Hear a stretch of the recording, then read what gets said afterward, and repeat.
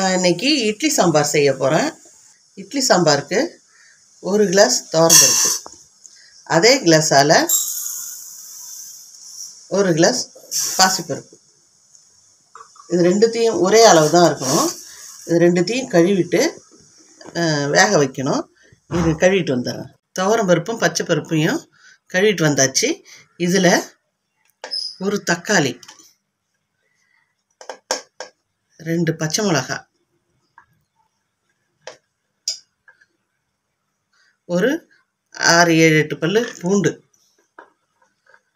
சின்ன வெங்காயம் ஒரு 150 கிராம் இருக்கும், அதை போட்டுக்கலாம்.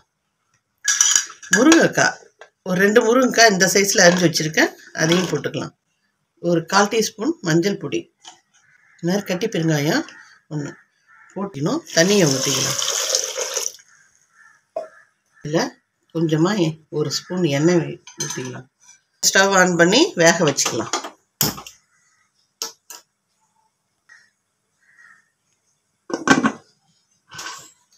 ஒரு 2 விசில் வந்தால் போதும், பருப்பு வெந்துடும். இதை வேக வச்சு இந்த டிஃபன் சாம்பார் செய்யறதுக்கு ஒரு சாம்பார் பவுடர் ரெடி பண்ணணும். அதுக்கு வந்துட்டு இதில் ஒரு 10 போல் காஷ்மீரி சில்லி எடுத்திருக்கேன். அதே மாதிரி ஒரு 10 வரமிளகாய் எடுத்து வச்சுருக்கேன். ஈக்குவல் ரேஞ்சில் இருந்தால் தான் நல்லாயிருக்கும். அதை எடுத்திருக்கேன். இது இந்த மல்லிக்கு இந்த காஞ்ச மிளகா, அது இந்த ஸ்பூனால் ஒரு 3 ஸ்பூனு மல்லி, வெந்தயம் ஒரு 1/4 டீஸ்பூன், மிளகு 1 ஸ்பூன், சீரகம் 1 ஸ்பூன், கடலைப்பருப்பு 1 ஸ்பூன். இவ்வளோதான். இதை போட்டு நல்லா பவுடராக எடுத்துகிட்டு வந்துடணும், அரைச்சி எடுத்துகிட்டு வந்துடணும். அதுக்கப்புறம் என்ன செய்யலான்றதப்பா. சாம்பார் பவுட்ரு ரெடி ஆகிடுது. எலுமிச்சை சைஸ் புளி எடுத்து கரைச்சி வச்சுருக்கேன். தேவையானது ஒரு மீடியம் சைஸ் தக்காளி, 2 தக்காளி க்யூபாக வெட்டி போட்டிருக்கேன். அதே மாதிரி 2 வெங்காயம் க்யூப் மாதிரி வெட்டி போட்டிருக்கேன். இந்த மாதிரி தான் வெட்டணும். வெட்டி போட்டிருக்கேன். கருவேப்பிலை 2 கொத்து, கொத்தமல்லி, கொஞ்சமாக வெல்லம் கொஞ்சம்.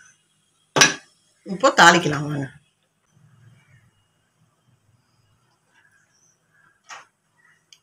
ஒரு ஸ்பூன் நெய் போட்டுக்கிறேன். 2 ஸ்பூன் எண்ணெய் போட்டுக்கலாம். காஞ்சிடுது. கருவேப்பிலை போட்டுக்கலாம். தக்காளி போட்டுக்கலாம்.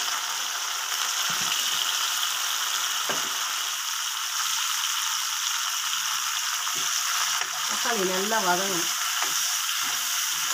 தக்காளி வதங்கி இருக்குது. இப்போ இந்த புளி கரைச்சி வச்சோம் இல்லையா, இந்த புளி தண்ணி ஊற்றிக்கிறேன். இது கூடவே இந்த வெல்லத்தையும் போட்டுக்கலாம்.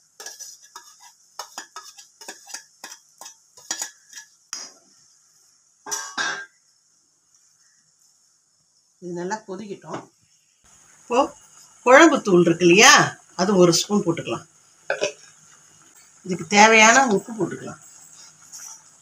பருப்பு வேக வைக்கும் போதே 1/4 டீஸ்பூன் மஞ்சள் பொடி போட்டோம். இதுக்கு கொஞ்சம் 1/4 டீஸ்பூன் மஞ்சள்.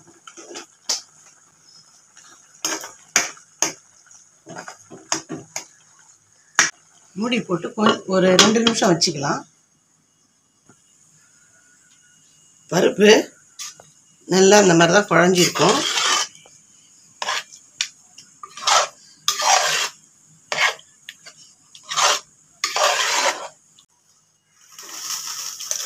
அப்படியே பருப்போட கலந்துக்குவாங்க.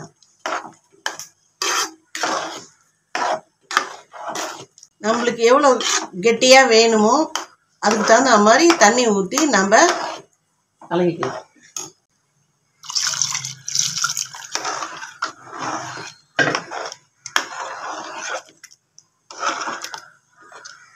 இந்த கெட்டி போதுன்னா இந்த அளவுக்கு இருக்கலாம். இன்னும் தண்ணியாக வேணும்னா கொஞ்சம் தண்ணி சேர்த்துருங்க.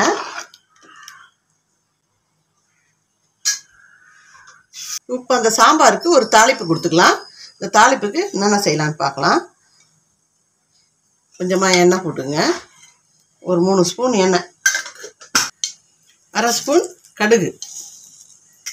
கடுகு வச்சிடும். வரமிளகாய் போட்டுக்கலாம்.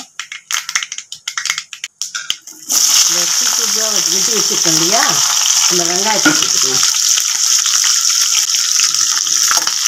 லைட்டாக ஒரு ப்ரௌன் கலரில் வரணும், அவ்வளோதான். இந்த வெங்காயம்லாம் இது சாம்பாரில் அப்படியே முழுசாக தெரியும். அதில் போட்ட வெங்காயத்தை விட இந்த வெங்காயம் நல்லா தெரியும். கொஞ்சமாக பெருங்காய பொடி, நம்ம அரைச்சி வச்சோம் இல்லையா சாம்பார் பொடி, அது ஒரு 3 டீஸ்பூனுக்கு போடலாம். உங்கள் சாம்பார் நீங்கள் எந்த அளவு வைக்கிறீங்களோ அந்த அளவுக்கு தகுந்த மாதிரி போட்டுக்கோங்க.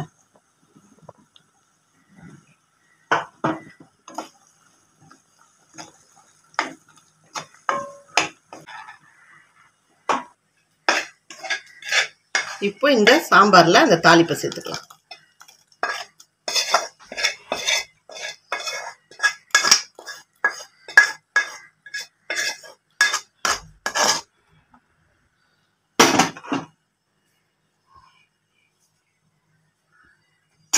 மல்லி, கடைசியாக மல்லியை போட்டுக்கலாம்.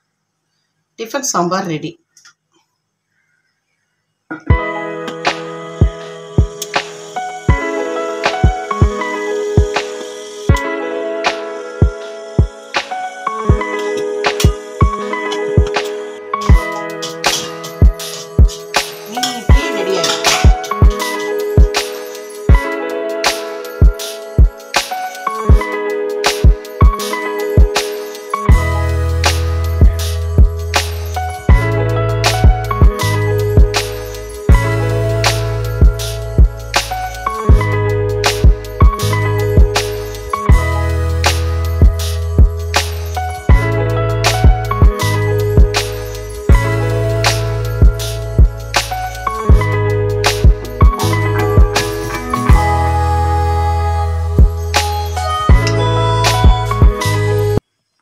இந்த இட்லி சாம்பார் பாண்டிச்சேரியில் இந்தியன் காஃபீஸில் அவ்வளோ சூப்பராக இருக்கும். இட்லி சாம்பார்னாலே ஃபேமஸ்.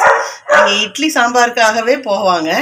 நாங்கள் சின்ன வயசுலலாம் இங்கே போய் சாப்பிட்ருக்கோம். இப்போ எப்படி இருக்குன்னு தெரியல. ஆனால் நான் அந்த ஸ்டைல்லையே நான் அந்த இட்லி சாம்பார் செய்திருக்கேன்.